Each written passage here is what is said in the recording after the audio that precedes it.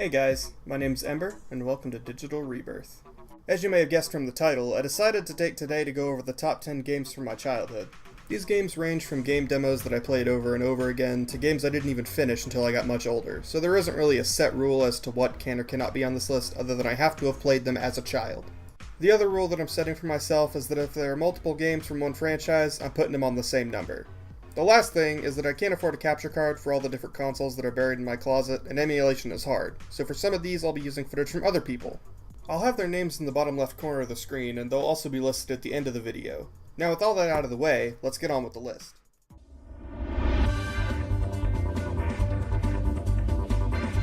Alright guys, we're starting off with a good one. Cubix was a game that I originally wasn't going to put on this list. Not because I thought it wasn't worthy or anything, I just completely forgot it existed until the Ghost of Christmas Past showed me this monster from my childhood, and, well, here we are. I planned on doing some basic research on the game, but I had to do a little more digging, because, I mean, just look at the Wikipedia page. No one cares about this game. So the story is just ridiculous enough to be generic, if that makes sense. There's basically this evil Dr. K guy, and he turns all the robots in town evil, so you use your robot, Cubix, in turn-based combat and beat the snot out of all the evil robots, which somehow cures them of all their evil and turns them to your side. I don't think I ever beat the game, because even as a kid I was like, this is really stupid. But looking back on it makes me nostalgic, and I definitely want to play it again.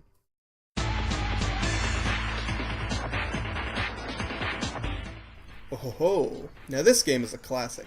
A classic that I never actually got to play the full release of. Before I was even born, and a little bit after, there was a series of magazines called PlayStation Underground. These magazines also came with demo discs that had tons of games on them. I actually inherited a couple of them from my dad. These discs had a ton of games me and my sister played on them, including titles like Army Men, Tomba, Medieval? Whatever.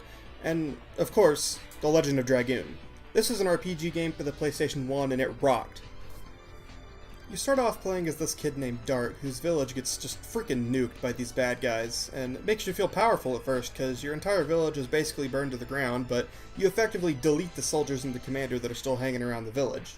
Even if you get tired of playing Strong Boy Dart, the game loves giving you variety, with a total of 9 playable characters. 2 of them are replaced by another pair, so you only have a max of 7 people in your party at a time.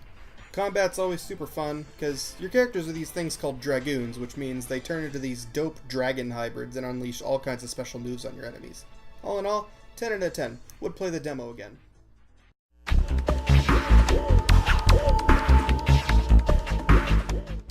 Enter the Dragonfly brings back so many memories of playing with my sister. There were so many cool things in this game that I don't even remember the story that much. I barely even remember the characters, except for a few, like this guy? And this damn bear! I hate him so much, I will never forget his wrongdoings. But disregarding the demon bear, my favorite thing about the Spyro games were the beautiful levels I got to explore / watch my sister play in, because, well, I was still young and sucked at video games. I'll always remember the weird levels like Crop Circle Country, where space cows were abducting normal cows for their army, and you had to go stop that or whatever you do. I don't remember. I was looking at the wiki, and apparently the native species of Crop Circle Country is just farmers. Like, not humans or cheetah people or whatever, they're just farmers. Very inclusive, 10 out of 10.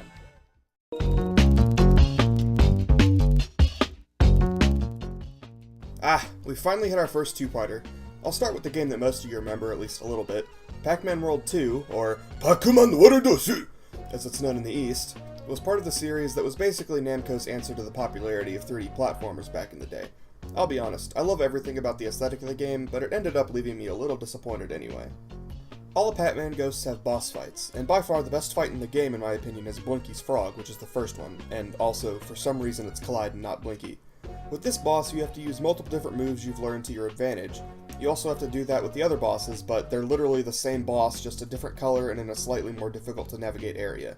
I would still gladly play the game again for good old nostalgia's sake, and for that sweet, sweet PacMan aesthetic. Now the other PacMan game I wanted to talk about, PacMan Fever. Some of you may be groaning, as it is the worst rated game in the entire PacMan franchise. It's basically a Mario Party ripoff, but I still found it really entertaining as a kid, and I still find it hilarious that you could have Miss Pac-Man and Astaroth from Soul Calibur playing on the same board. The game's pretty self-explanatory. You play minigames against each other, and your position determines how many spaces you move. First to the end wins. Certain tiles move you forwards, some backwards, and some are shops that let you buy power-ups. Back in the day, I would always play Astaroth because I was a kid and I thought he was badass. But nowadays, I would definitely main Tiger Jackson because, I mean, he's a king. Look at that funk lord. 10 out of 10, would copy Mario Party again.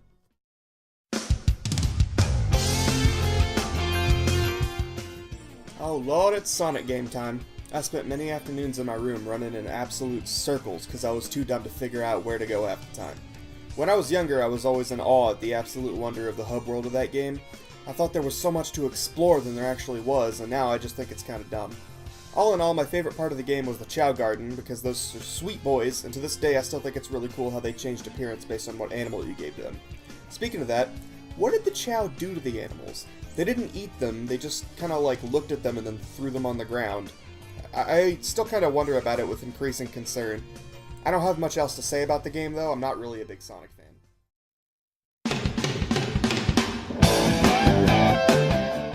Halfway down the list and we're back to demo disc territory. Another PlayStation Underground demo I played constantly was Bloody Roar. Go ahead and get your haha furry jokes out of the way, cause this is different. Bloody Roar was a fighting game where every character was what was called a zoanthrope. This means they could turn into awesome anthropomorphic animals and rip each other to shreds mid-combat, and I loved it. I believe the only characters you could play in the demo were Hans the Fox and Yugo the Wolf, but the game also had a rabbit, a mole, a lion, a gorilla, a tiger, a boar, and even a chimera. They introduced more fighters in the later games, like in 2, which had this absolute legend, Bushijima the Chameleon. I mean, look at him go, he's fantastic. Regardless, I love this game series, and it's the only thing that would ever make me consider putting on a fursuit and having slappy fights. 10 out of 10.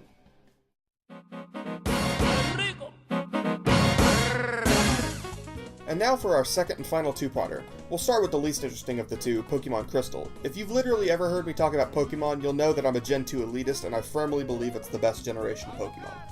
I think part of that might be that I owned 2 copies of Pokemon Crystal and 2 copies of Pokemon Silver as a child. I put countless mindless hours into running around the world of Pokemon during road trips. My dream is to one day see an unknown that isn't completely useless. Suicune is one of my favorite legendary Pokemon, and I think the little purple mane thing would feel very nice to rub my face into. 10 out of 10, best legendary. Our second game is probably my favorite Pokemon game ever, Pokemon Colosseum. This game shaped my childhood and I'll always look back on it fondly. The environments, the music, the general aesthetics of this game, just all of them are absolutely incredible, and I always take time to soak in every unique town I go to. I know I've called many characters absolute legends in this video alone, but none of them top the man, the myth, the legend, Mirror B. This man and his team of dancing Ludicolo never cease to absolutely get me hyped, and also make me laugh my ass off. He's just so cool! I absolutely love this man. Along with Pokemon Colosseum, there's one more GameCube era game whose aesthetic lives on in my heart.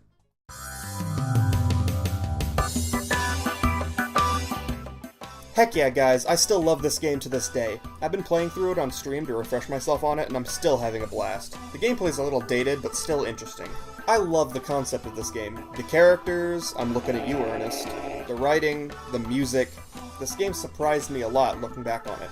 When I beat the game as a kid, the slow tonal shift it takes throughout went unnoticed. But now as I look back on it, that game really got insane, and it went to some places that were really awesome to me. I won't spoil the game for you, but going in I thought this game was a regular robot fighting game where the story kinda takes a back seat. But the mysteries you resolve and the plot twists involved truly make the game what it is, and I'll always admire it.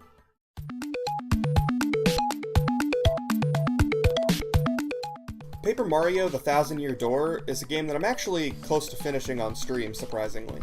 It's a game that I actually sold when I was younger because I was a stupid kid and I got stuck on a puzzle involving a certain ghost that shall not, or should I say cannot be named. Now that I've revisited the game, I can certainly say I have a healthy love and respect for it. So much so that I like it even though I don't like any other Mario games. I exclusively play the RPG titles for Mario, even though they've been slowly ruined over the years. Sticker star! Color splash! The characters and writing in the early Paper Mario games have always been top-notch, and every new area you go to has an interesting little side story to tell and interesting characters to interact with. I specifically adore the Glitz Pit and Rock Hawk, or if you've played the Spanish version, Hawk Hogan. I just love wrestling, and I think the unique enemies you fight in the Glitz Pit are really interesting. All in all, 10 out of 10, would do various paper/wrestling related actions again.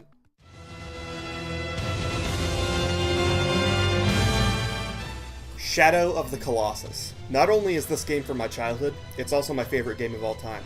Before this game, I didn't realize that you could make emptiness so beautiful, and that's exactly what Team Ico did with this game.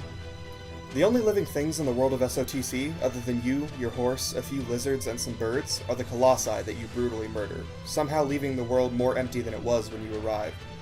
This game has a beautiful soundtrack, and as I write the script for this video, I'm listening to it. All the game is one big boss rush, with interesting characters such as the first one, Angry Dog, Horse That Screams, Teeth, and oh no, I'm sorry, I don't want to kill you, you're so pretty. Normally, action games make you feel empowered, but this game makes you feel small and insignificant, almost the entire time actually. And even when you exert your power over a Colossus and kill it, you're not met with triumphant victory music, you're met with a sorrowful melody as you get pierced by the darkness and sent back to the starting area to do it all over again. All in all, Shadow of the Colossus is one of the most beautiful games ever made. Alright guys, that was my top 10. This list wasn't meant to be some sort of definitive list or anything like that, it was all my opinion. Regardless, let me know if you disagree at all in the comments. What were your favorite games to play as a kid? I know this video is way late, but I have no idea what I'm doing. If you want to support me making content like this more regularly, I have a Patreon you can subscribe to give me money and stuff like that.